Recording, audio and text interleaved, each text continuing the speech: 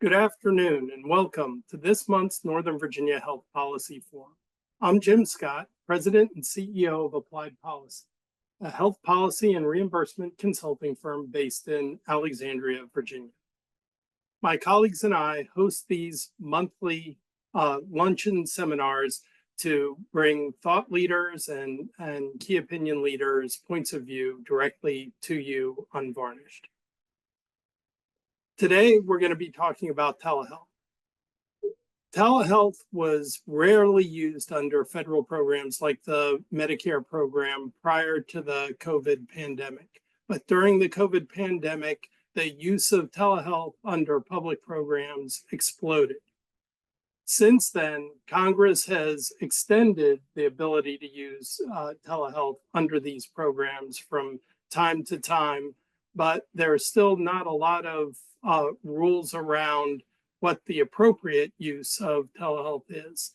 So today we have our guest, Kyle Zebley, Senior Vice President for Public Policy at the American Telehealth Association, or ATA, to help say what's the current status of telehealth, how was it used in the past, what is it today, and what do we see for telehealth's future.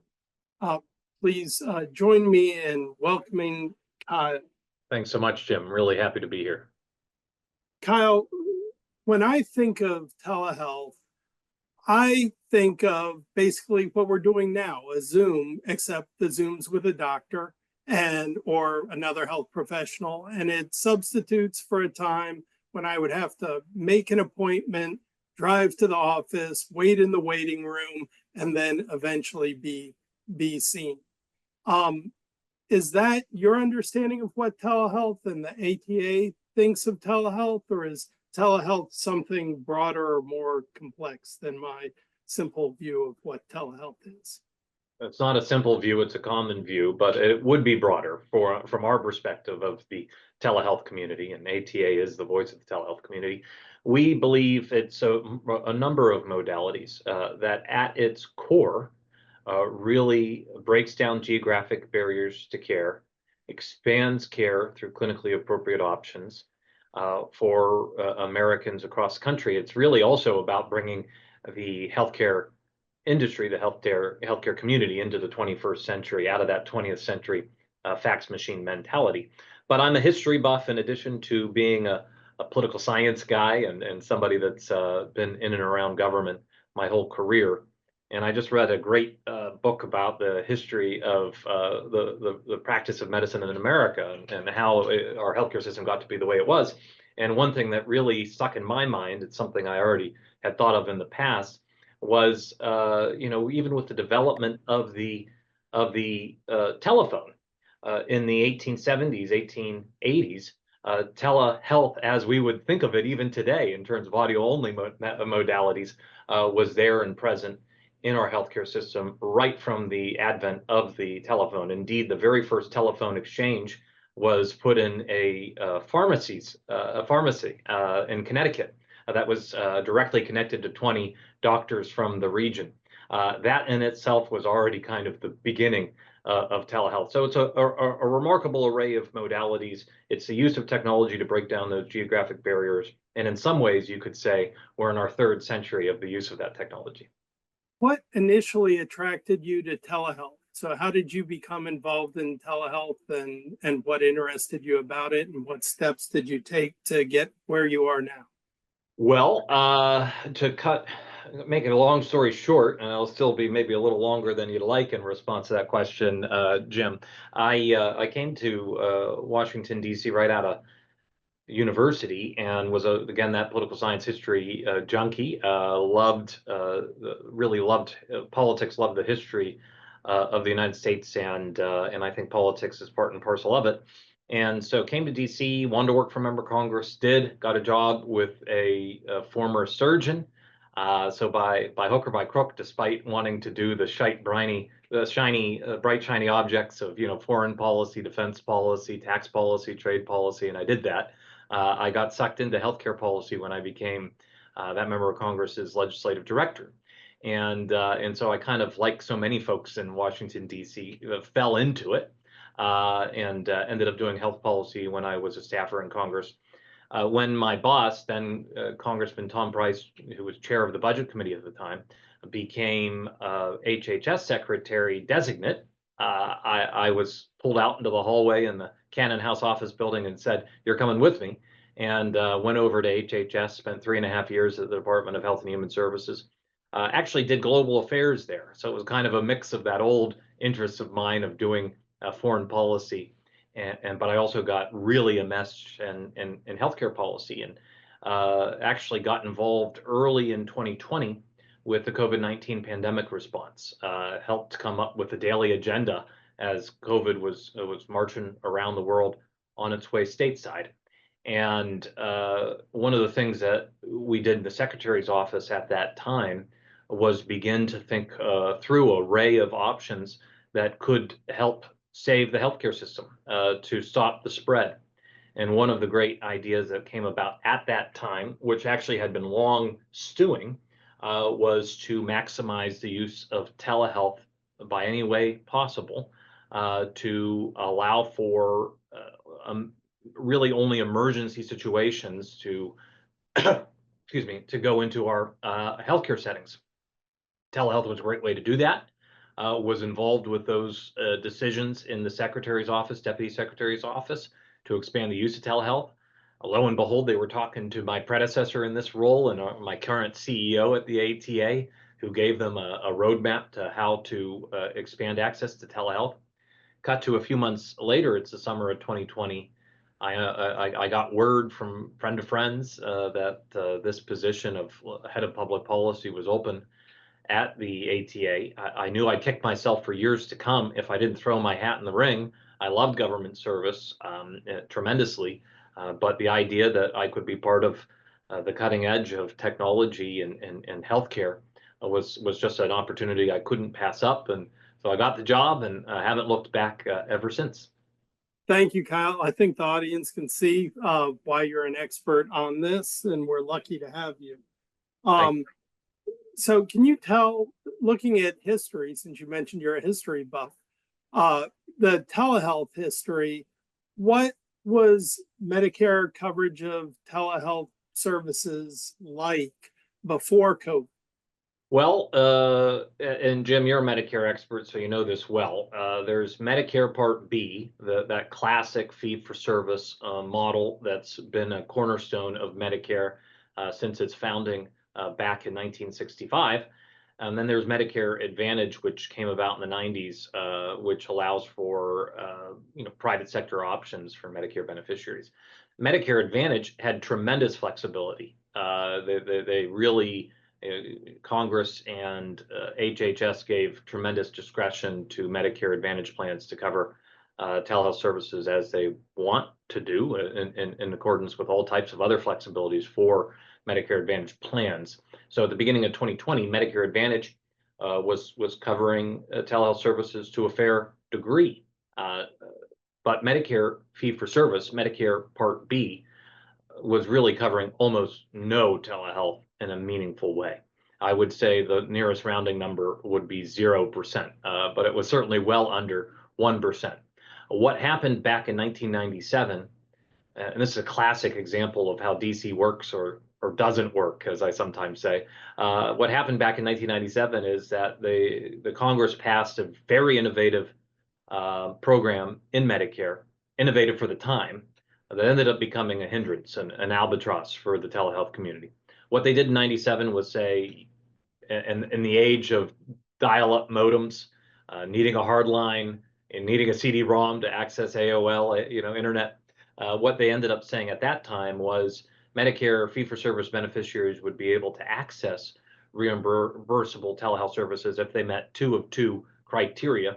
You had to be in a defined rural area, as defined by the U.S. Census Bureau, and you had to be in the four walls of a provider's office. So you would have had to have gotten in that car and made the trip across the city, across the county, across the state, and still go to a Medicare provider in person in order to get some kind of specialist opinion, second opinion consultation. But you had to be within the four walls of that provider's office. Didn't make any sense, what was innovative in 97, what was dipping their toe in the water by the dawn of 2020, by the dawn of this decade, had become a huge hindrance. Section 1834M of the Social Security Act was this particular provision that Congress passed in 97. So when the ATA came to HHS early in the pandemic, there were a number of different items that they had as recommendations to how to expand access to care. And one of them was to waive the restrictions of Section 1834M of the Social Security Act. And those waivers have been in place ever since. And it means that now in April of 2025, as has been the case for half a decade, every Medicare beneficiary, either in fee for service or Medicare Advantage, has access to some reimbursable telehealth services. And with the flexibilities for Medicare fee for service, it's truly the leading indicator of the rest of the healthcare system. If Medicare fee for service is covering something, virtually every public and commercial payer in the country will cover it to some degree. It really sets the floor. We've had a massive expansion in Medicare Advantage, massive expansion for other payers, including commercial payers, Medicaid payers, for instance. So with those waivers, are the waivers so broad is that you can use telehealth however you want, whenever you want, for whomever you want to, do any service? Or are there some sort of limitations on these kinds of services are great for telehealth? These, we don't think it's reasonable and necessary to use telehealth for this purpose. Well, as I'm sure many of the folks that are watching, and as you understand well, Jim, just because Medicare will cover something doesn't mean you're going to get reimbursed for it if you submit a claim. You have to follow the codes that CMS puts out through the physician fee schedule. There were a number of temporary codes that have been in place ever since the pandemic and the accompanying public health emergency with these telehealth flexibilities. So there is a very much a defined process that any provider in the country, anybody that does administration for any Medicare provider knows very well. It is not willy-nilly. It's not, as sometimes has been called, the telehealth flexibilities and other types of things that were put in place during the pandemic is not the Wild West. Far from it. You have to still abide by very specific criteria that Medicare fee-for-service puts out there as to what it covers and the degree to which it'll cover and reimburse it. And that is even before you get to questions of licensure and the standard of care. Medicare providers, as licensed medical professionals, healthcare professionals, have to abide by the standard of care, have to abide by the terms of their license, have to attest to the fact that telehealth services in these various modalities will meet that standard of care before you even submit a reimbursement. And also, I'll just say that the Centers for Medicare and Medicaid Service has a very robust Office of Inspector General, and they will track down to the end of the earth anybody that submits a faulty claim. And HHS OIG has put out a number of reports since the advent of these flexibilities, and they show a derisory amount of fraud, waste, and abuse for these telehealth flexibilities. Very negligible, well less than 0.1%, or even questionable reimbursements, let alone anything that was deliberately fraudulent. So we really compare very well to in-person care in that regard. Speaking of that, are the Medicare payment rates the same for a telehealth visit as they are for an in-person visit, and should they be? Well, two different questions there. Right now, telehealth services have been reimbursed at a higher rate than they would have been prior to the pandemic. They are reimbursed at a so-called non-facility rate. The facility rate being a lower rate of payment because Medicare is making a few assumptions, including various payments that are going in bulk to those facilities to underwrite their care for Medicare beneficiaries. What has been in place for 5 years, based on regulatory discretion of CMS, nothing that Congress has put in law, is this higher rate of reimbursement to incentivize the use of telehealth services to again keep folks out of healthcare settings if at all possible. That was really the underlying idea of these flexibilities to begin with. Should they be at that higher rate? Should they be at a lower rate? Actually, believe it or not, the ATA is not supportive of what's called oftentimes pay parity, where you have to pay at the same rate as in-person care. We think that you have to pay at a fair rate of reimbursement in order to make sure that the healthcare system is really investing in this technology. We do, of course, acknowledge that there could be some savings depending on certain situations for not having to have the full brick and mortar setting per se in the delivery of virtual care services. We are, people that want to protect the taxpayer dollar as much as anybody else. And so what we're simply saying is let's make these flexibilities permanent and let's allow for the great men and women at the Centers for Medicare Medicaid Services through their annual, for instance, physician fee schedule process to determine what the appropriate rate of payment is. And it's a transparent process. It's one that allows for every stakeholder to weigh in on, for a 30, 60, 90-day process every year to make their best case as to why payment should be at a particular rate. But we don't think it should be arbitrarily necessarily stuck at, a payment parity rate per se. Thanks. So before we move on to talking about the future of Medicare reimbursement and other payer reimbursement for telehealth, is there anything else you'd like to say about the history or current situation relating to telehealth? I also do state policy, which is no small task. I have folks that help, of course, but I track all 50 states. And weigh in as appropriate. And we do that on a whole host of issues to include coverage issues, reimbursement issues, making sure that we can break down interstate barriers to care, et cetera. I bring this up in that it's a very interesting juxtaposition to the federal government.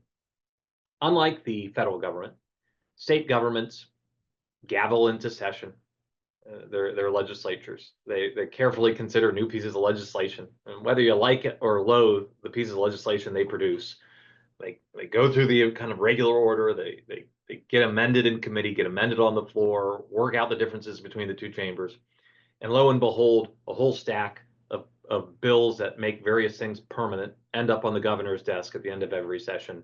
And a lot of them get signed into law. And oh my gosh, it's permanent policy. At the federal level, it's not like that. And it hasn't been that way the entire time I've been in Washington, D.C., working in and around government, which is 16 years. It predates my time in Congress.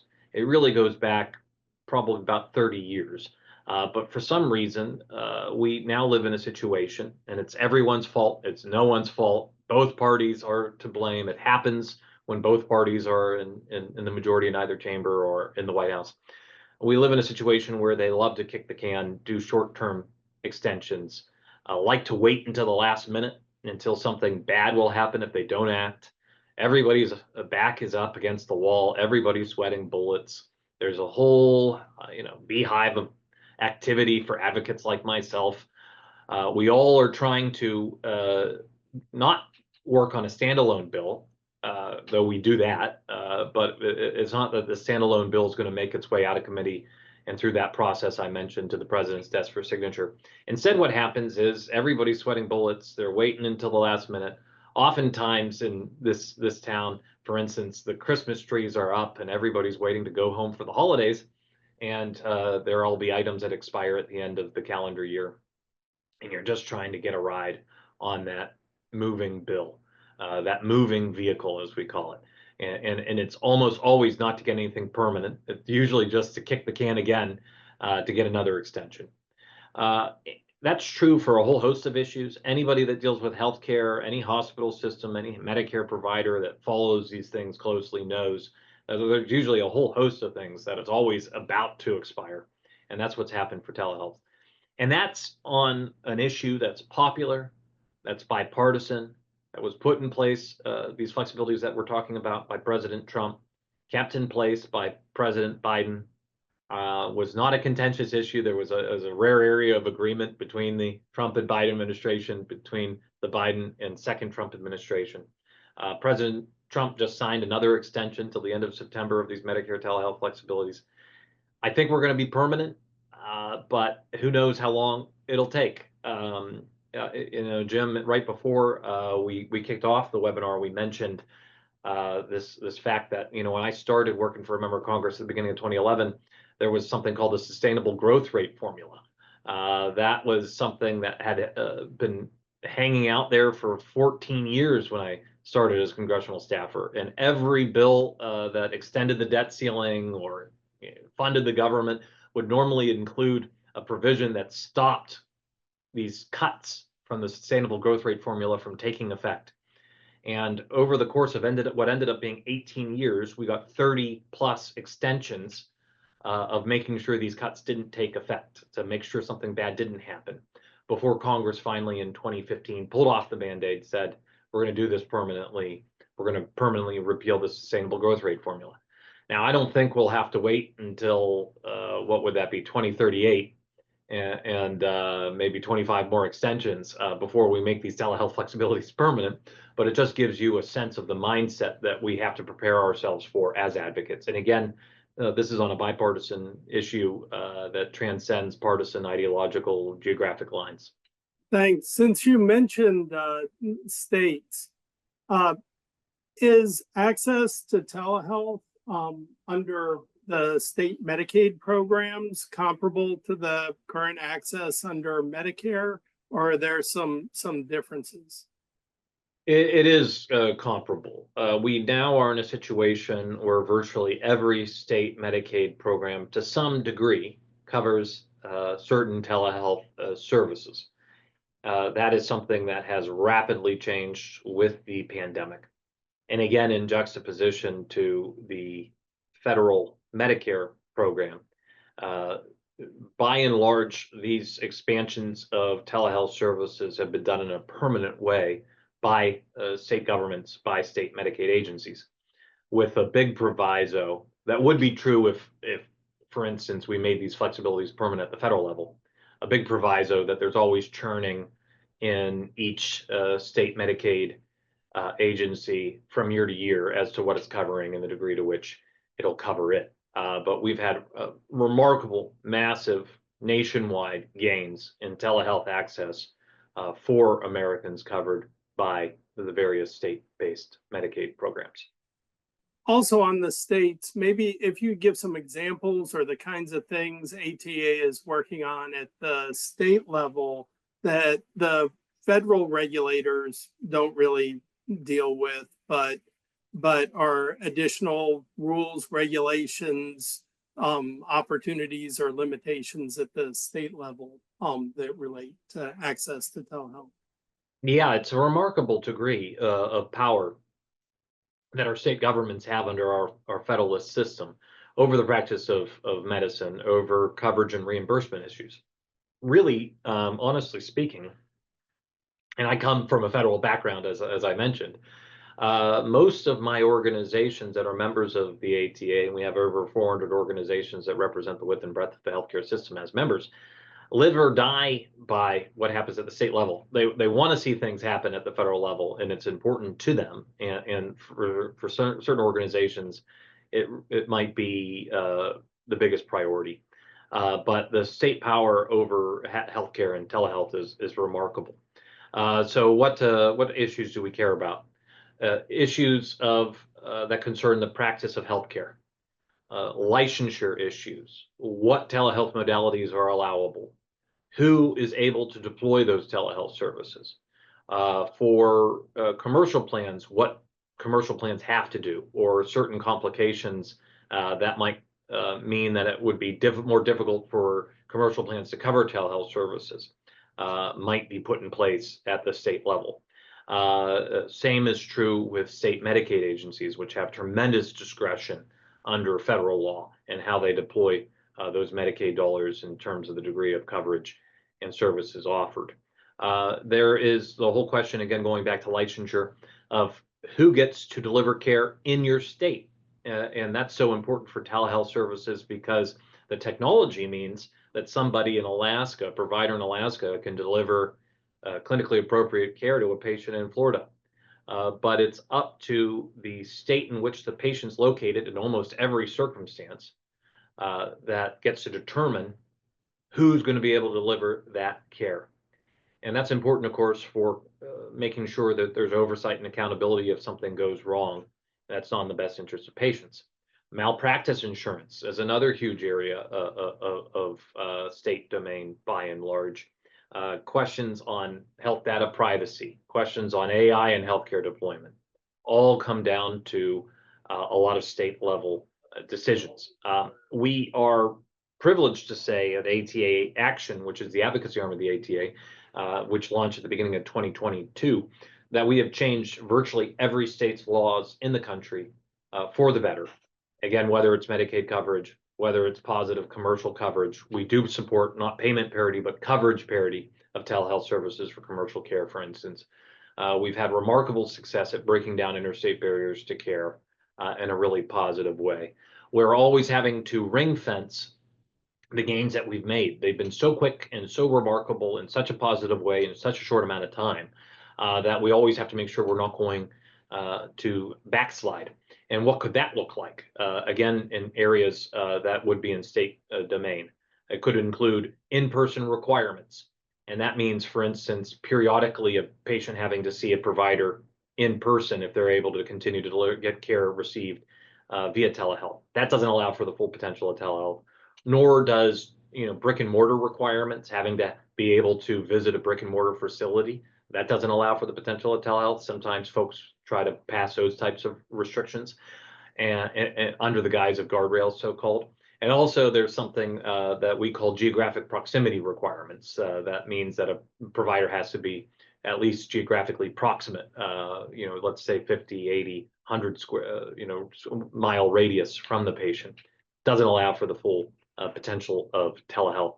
And so we're always trying to fight back against those inappropriate guardrails, so-called. Thanks. Yeah, the interstate point is a good one. It seems like there's not enough of certain types of physician specialties. So it really seems like, telehealth could play a big role in giving access to people who couldn't see a specialist at all because there wasn't any in their state to someone that could to improve care, not just substitute for care that patients would otherwise get. It's a fantastic point. We have an aging healthcare population in terms of healthcare providers, an aging general population. We have too few providers. Many of these providers are retiring out of the workforce day in, day out, and becoming retirees that are going to need care soon, within the next few years or decades. All the while, we're losing more and more providers. We're not putting enough into practice.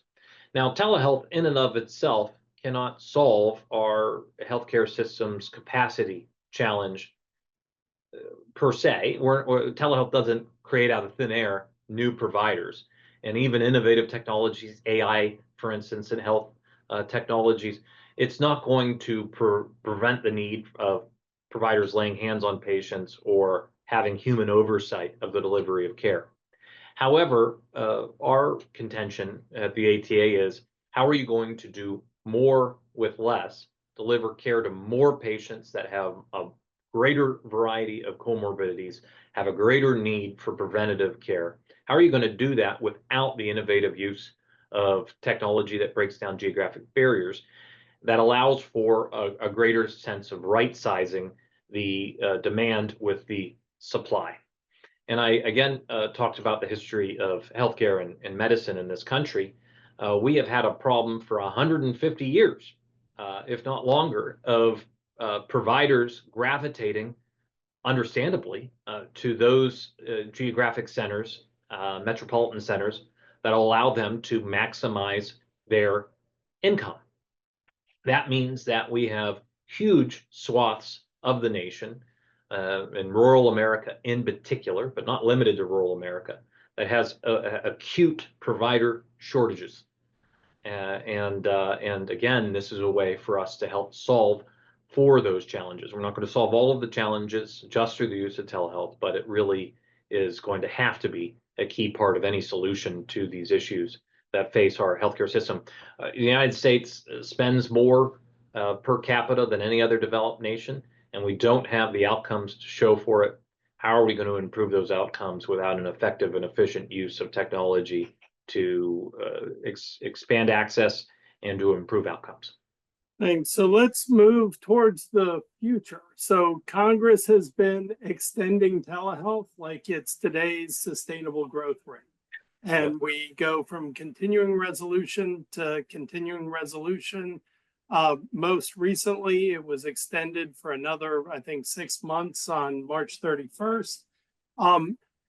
And you mentioned that might continue for a while, but is there a vision for what a permanent telehealth benefit should look like under the Medicare program?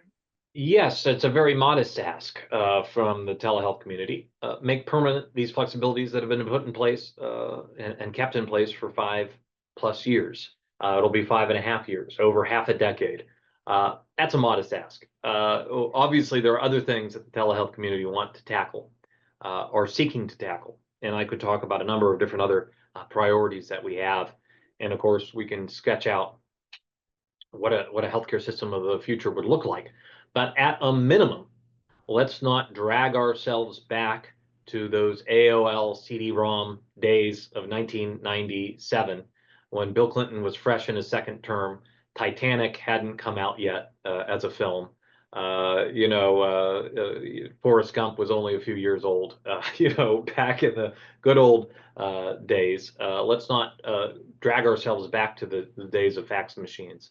Let's make sure that at minimum, for our Medicare beneficiaries, for those Americans that are covered by really the most important government healthcare program in terms of the degree of coverage in the nation. Let's make sure that that program, which sets the standard for other payers, doesn't drag itself back to 20, at this point, 28 years ago. And so that's what we're asking for.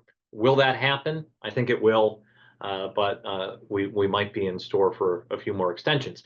Hope springs eternal. We have great bipartisan bills like the recently reintroduced Connect for Health Act that's got 60 co-sponsors in the Senate on day one of its introduction. That's a filibuster-proof supermajority that would hopefully become law. And we think there's a great opportunity to do it. We think, given the support of President Trump and both Republicans and Democrats in both houses of Congress, this would be a great time to do it. It would, in a way, come full circle. President Trump, whatever folks might feel about him, and there are strong feelings for sure, has been a strong supporter of telehealth. And there's no ifs, ands, or buts about it.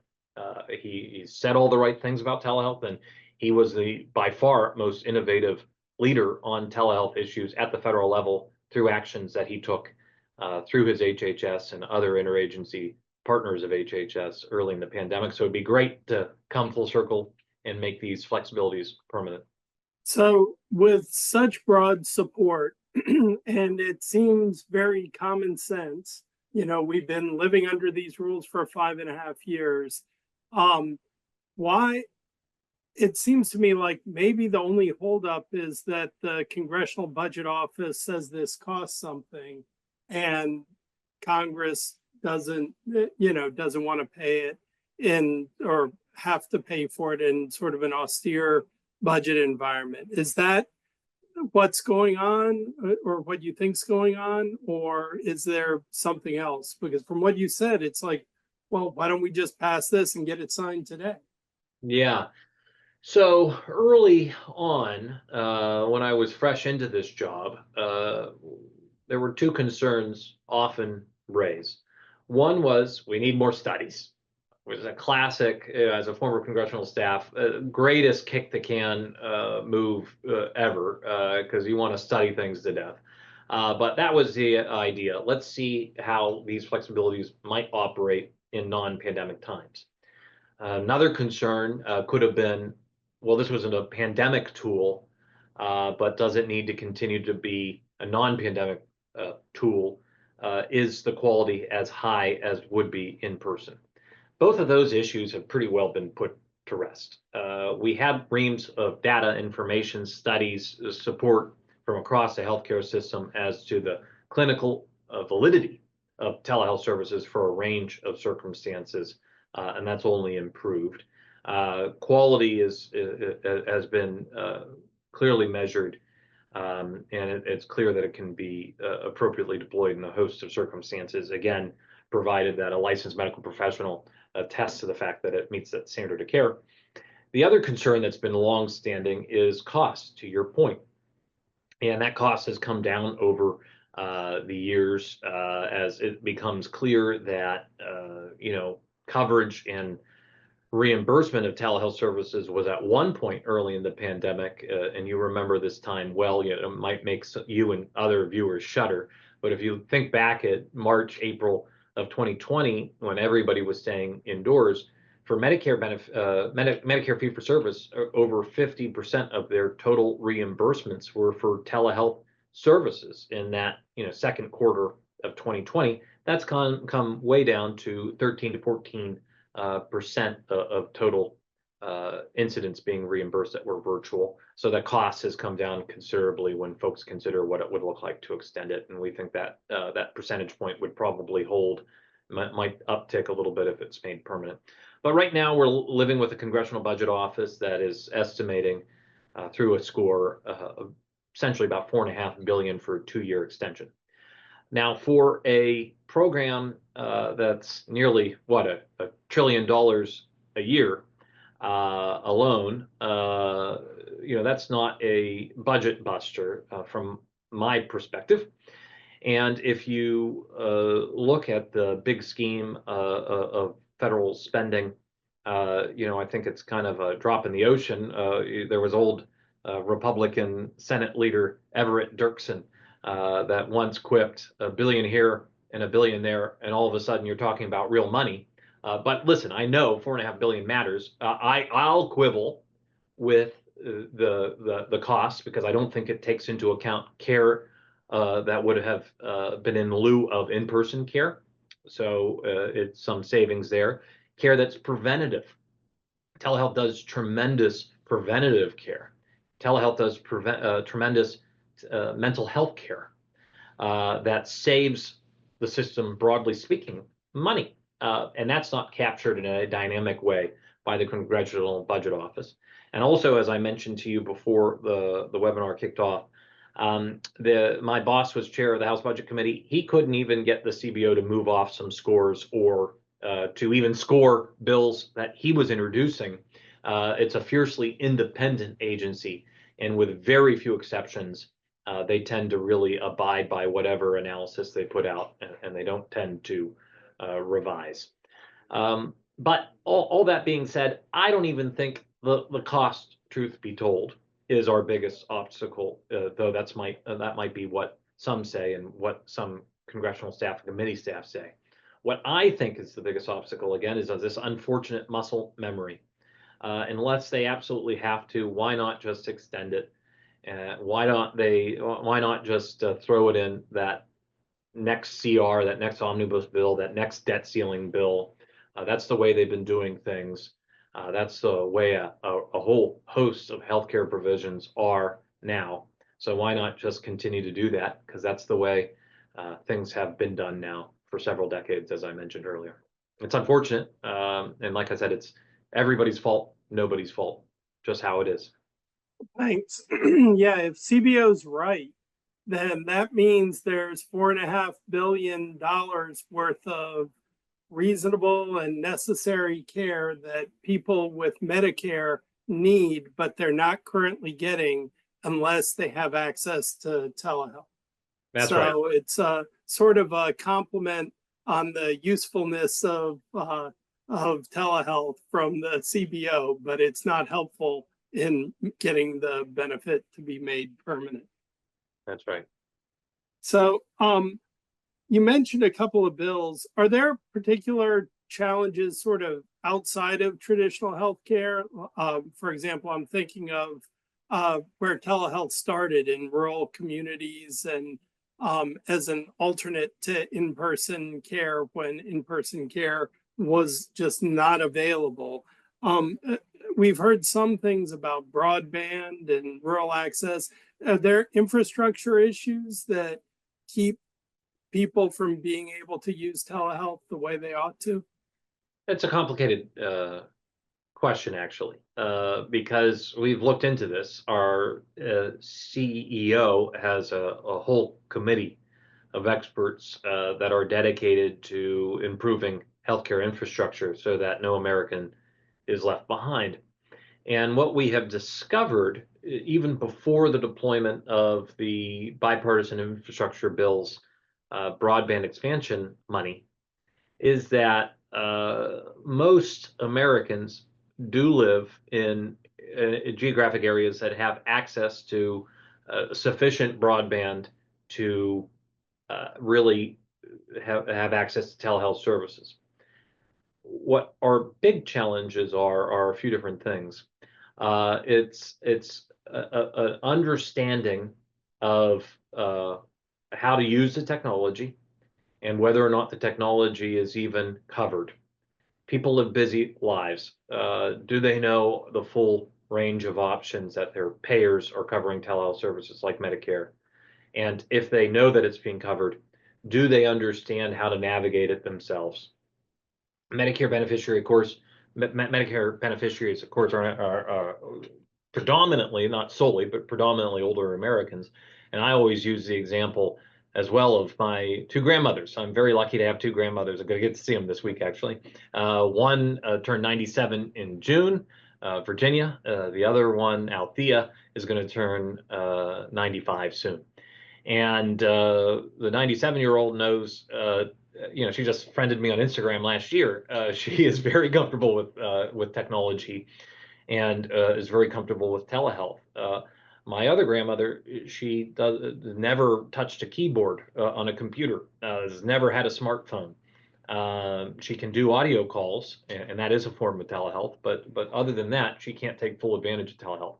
So it's still this kind of technological literacy, digital literacy gap that I think is an even bigger challenge than broadband. And it also accentuates the need to keep as many options available to beneficiaries, to Americans, to patients as possible. That's why we're very supportive, for instance, of so-called audio only or audio modalities to include, not limited to a telephone call, but there's other audio only ways through online platforms that give folks access. That helps solve some of the broadband issues, the geographic issues, and also some of the demographic issues that complicate issues of understanding how to navigate our healthcare system as is, whether it be technology or just a general understanding of how to take full advantage of the benefits your payer might be offering to you. Thanks. You mentioned earlier that in 1997 they were well-meaning, but they, sort of imprisoned telehealth in a CD-ROM and modem type like state of like stopping progress from being able to happen when it naturally occurred in the world around it. So it sort of locked Medicare back into 1997 while everybody else was able to move to 2019 and 2020. And it was only the pandemic that unblocked that. And so now, how, under the vision for the future, under the current legislative things, artificial intelligence is everywhere. It's a big buzzword. We haven't seen a lot of practical uses, but we hear it's coming. What do you see as the role of artificial intelligence in telehealth? And if Congress does make the benefit permanent, how do we make sure that it doesn't block, you know, the future in the same way the 1997 legislation blocked telehealth. What a fantastic and insightful question, Jim.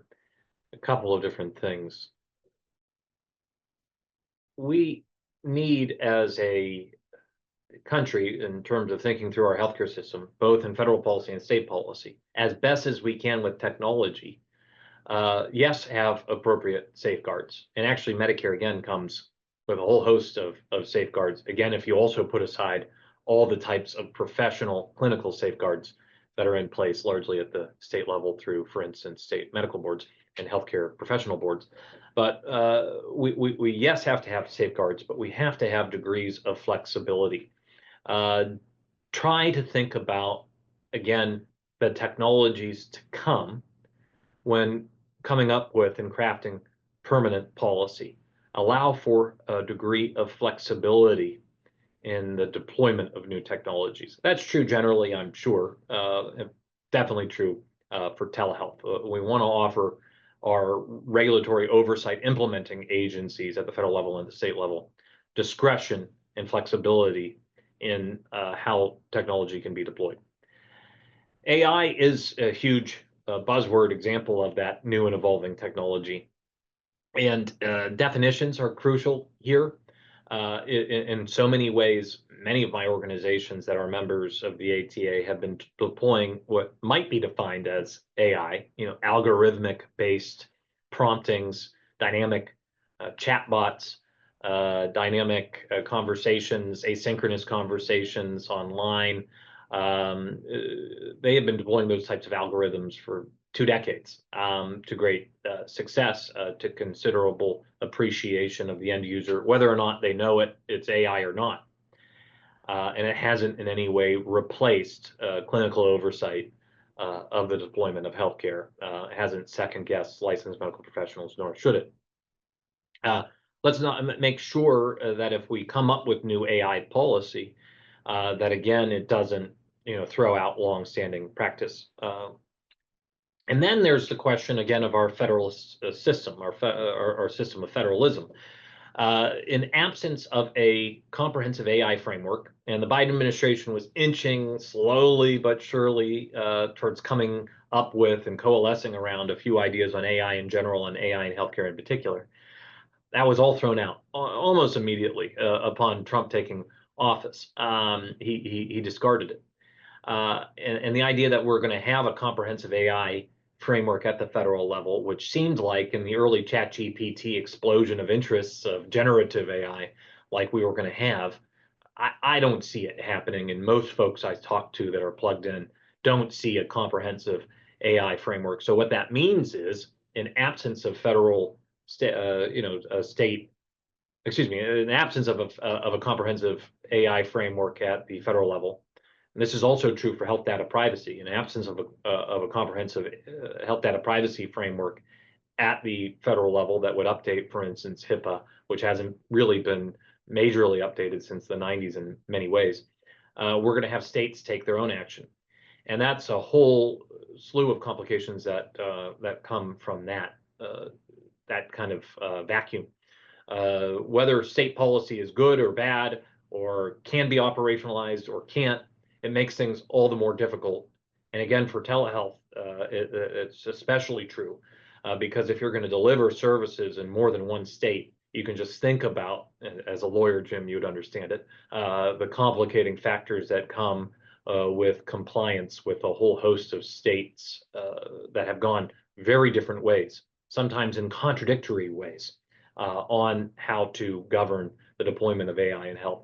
And so we'd love a flexible, comprehensive federal framework that has embedded protections, has embedded in the idea that providers must be able to be accountable in the best interest of the patient for healthcare outcomes, but it's flexible enough for the deployment of this new and evolving technology so that people can, live healthier lives through the deployment of bespoke healthcare technology.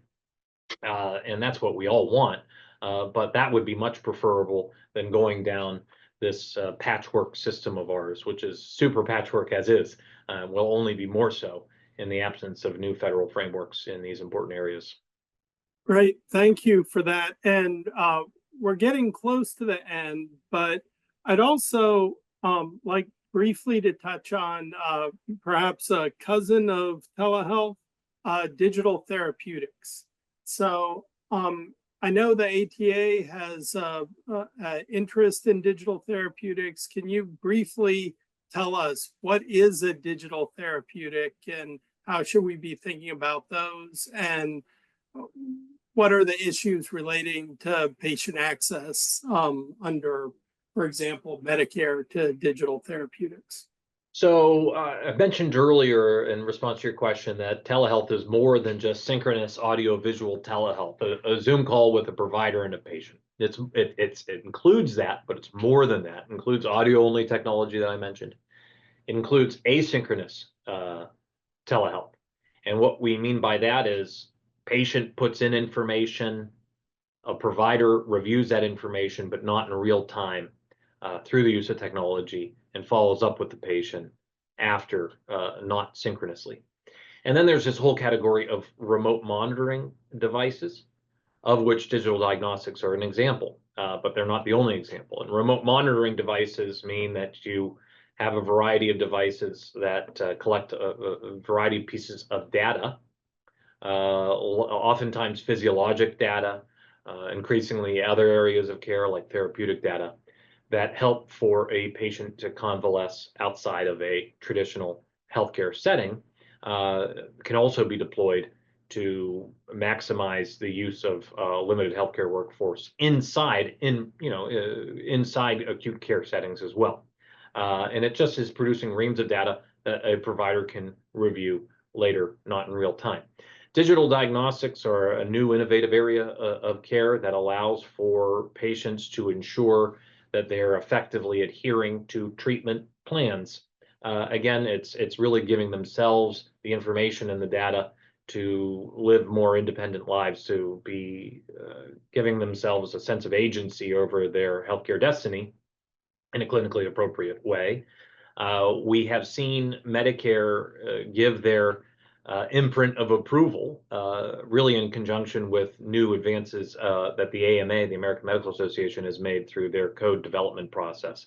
So we've seen in this most recent physician fee schedule for this calendar year 2025, the expansion of healthcare codes, Medicare coverage codes, to include certain areas of digital therapeutics, in particular for mental health.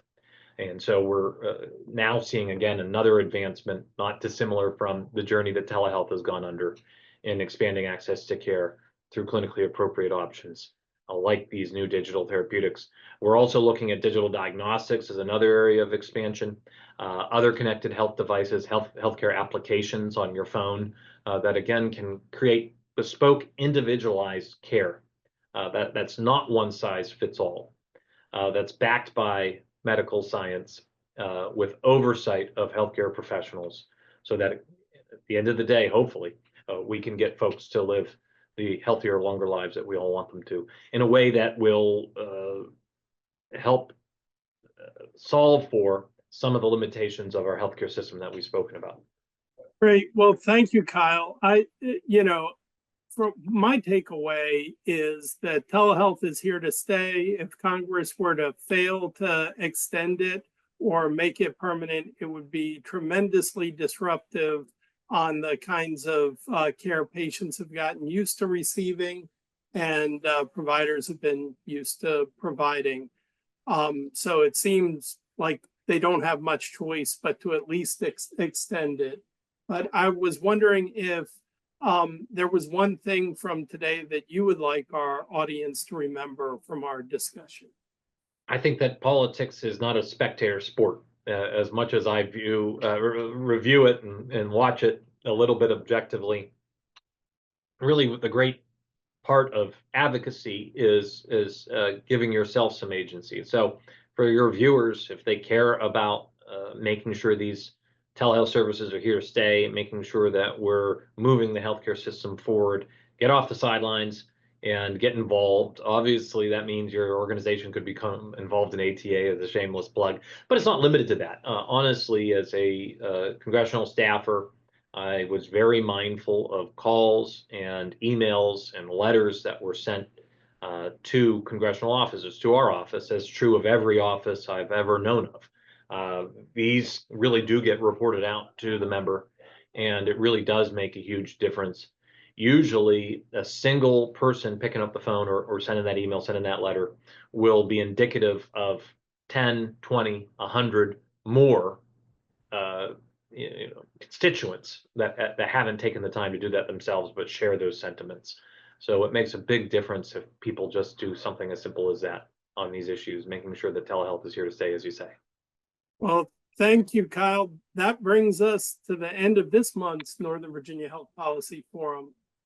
We appreciate you sharing your in-depth knowledge of the present and future of telehealth and digital therapeutics on the impact and their impact on the well-being of Americans. And before I close, we just sent a message in chat with links to subscribe to our monthly newsletter for more in-depth insights into current and future health policy. We look forward to seeing you at our May forum, where we have Linda O'Neill, our supply chain expert, talk about some supply chain issues. So thank you all, and enjoy the rest of your day.